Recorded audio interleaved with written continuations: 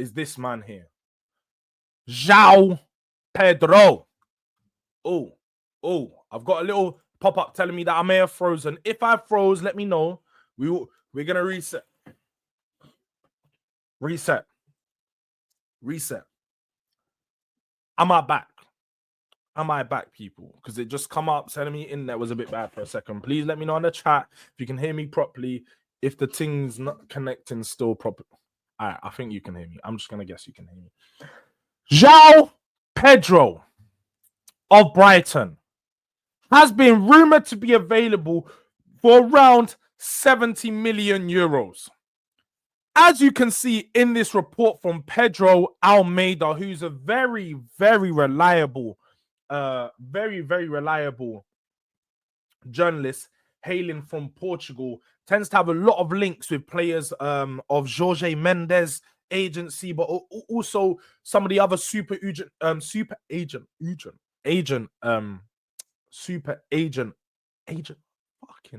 agencies. Let's just say that. Super agent agencies. Yeah. Exclusive. Tottenham are making a move for Brighton player JOÁO Pedro. So as you can see there, Tottenham are looking to sign the Brazilian forward, the Brazilian star, JOÁO Pedro from Brighton. Now, Dutch, you ask here, why do we want him? Now, let me just explain this to you. Similar to Nkunku, he has that versatility factor. So we can have a look at his transfer market, and you're going to see something very similar. And you may think I've generally got the same player up, because as you can see here, and it's very clear to see what Spurs is looking for this window. Multi-functional forward. You're going to keep hearing that come out of my mouth because that's the thing that Spurs briefed us with, and that's what we're looking at today. You can see here, JOÁO Pedro has played a multitude of positions for Brighton. In the centre forward, in the shadow striker role, in the attacking midfielder role, in the left wing position. Now, obviously, when you watch JOÁO Pedro, whether you've seen him at Brighton, whether you've seen him at Watford, one of the key things you would know that he's a top centre forward. He's a player that plays in the strike, will be deployed as the number 9.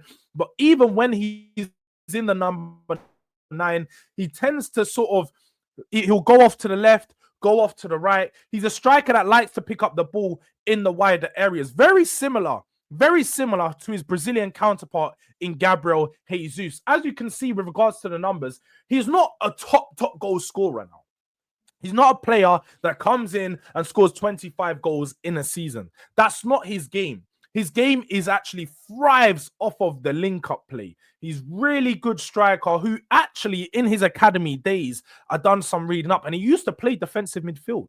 He used to play defensive midfield in his academy days. And when you watch him play, you can understand that and see that with the way he likes to link up, with the amount of touches he likes to get onto the ball. He's a striker that will drop in to the midfield positions to pick it up, to then link up with the wingers, move the ball out wide, and then start to work his way into the box. Some of his greatest strengths come with his outside the box play. Now, some people may say, why do you want a striker that doesn't specialize in scoring goals? I want a player that specializes in link up and a player that's ready to take the next step in his career. When I watch JOÁO Pedro, one of the things I think and see is that he's ready for that next big move. He's only got 10 goals in 27 appearances for Brighton. Yes, they're actually a very good attacking team, so we're not going to talk about them like they play low blocks. He didn't have that many chances and so on and so forth. Definitely has a lot of chances, definitely a lot of creation.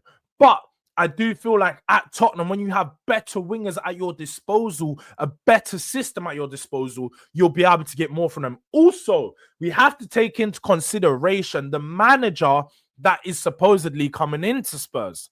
That will be Thomas Frank. We've just seen the season that Brian Mbeumo and Yoane Wissa have had, and especially Yoane Wissa in picking up those spaces on the edge of the area. Now, I didn't say inside the box, the edge of the area. Whenever Brentford attack and they break with those three going forward, they tend to pick up very similar positions in the box. You have one at the back post, one at the front post, and then the person in the middle is always on the edge of the box to receive that pass and create an option for a shot, because the front post and the near and the back post are the two positions that the defenders are gonna take they're gonna be occupied by a lot quicker, and they're the ones they're gonna look at and instantly try to mark.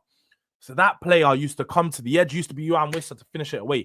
That could be the position that João Pedro takes up on the pitch. That could be the type of way João Pedro plays for Tottenham. And I already envision that.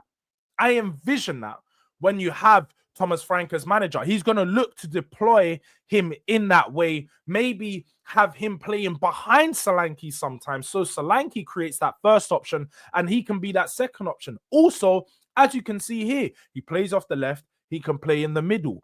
Who do we have in the team that can do that? That would be a direct replacement. Man like the pigeon himself, Richarlison. Spurs want £60 million or close to recoup the fee that we paid from Everton for Richarlison. João Pedro is pretty much the exact same money. Now, I hear what some people are saying in the chat. I see Jula, very versatile, but £70 million. It's 70 million euros for one, so it's around 65, 60 million pounds.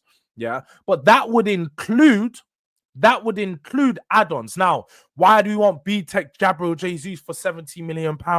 Again, we paid £60 million for Richarlison. Richarlison, who's had a grand total of about 50, 60 games for Spurs in 3 seasons, never available. Now, when you look at João Pedro, he doesn't necessarily have a lot of injury problems. As you saw, 27 games this season. But let's go and look at last season. Oh, why have they got adverts coming up right up here, bro? Like, fuck your advert, fam. Yeah, come off. Like, come off, bro. All right, look, we can also see here when you look into the stats last season. Also, why did it? It's actually bugging. It's trying to fight, man. It's trying to do the fighting thing. You can't fight back. Yeah, you can't fight back. There we go. All right. Last season, as you can see here, 31 games, 27 this season. Last season got a lot more goals, 6 in the Europa League. He was balling out for them at 20 goals last season. So when people tell me that this guy is not a high goal scoring player, he is. He actually does score goals, just not at the high numbers of the Erling Haalands or some of the other top players in the Premier League. So I can't lie. When I look at this João Pedro stuff, I think João Pedro is primed and ready to be a Spurs player. Someone who could take up a multitude of positions. Someone who can rival Dominic Solanke for that centre forward role, but also be a backup option. Be someone who could bring off the bench behind him and off the left. We need someone who's versatile, someone that can score goals, and João Pedro looks very much like that option for Tottenham. So let me know in the chat. Let me know in the chat if you guys think João Pedro would be a good signing for Spurs, because I definitely think that.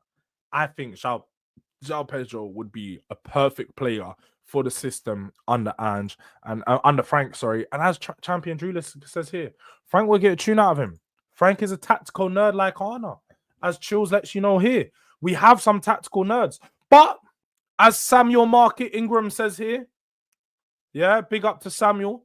João Pedro is also a transfer target for Newcastle United. So if we are to look to get this deal done, Newcastle is the other team that are hot on his heels. They're also after Alanga. I think it's very dependent on the money for which player they are going to go for. João Pedro is better than Alanga, by the way. So I hope that we can get Pedro, they get Alanga. But more than anything, we need to try and get involved in this deal real soon, because he could be on his way to Newcastle and damn well would be a top signing for them. Because if you look at a potential front line of Anthony Gordon, João Pedro, and Alexander Isak, that's an upgrade on Murphy. Murphy's had a good season, but that's a damn sure upgrade, man. Anyway, people, moving on. We have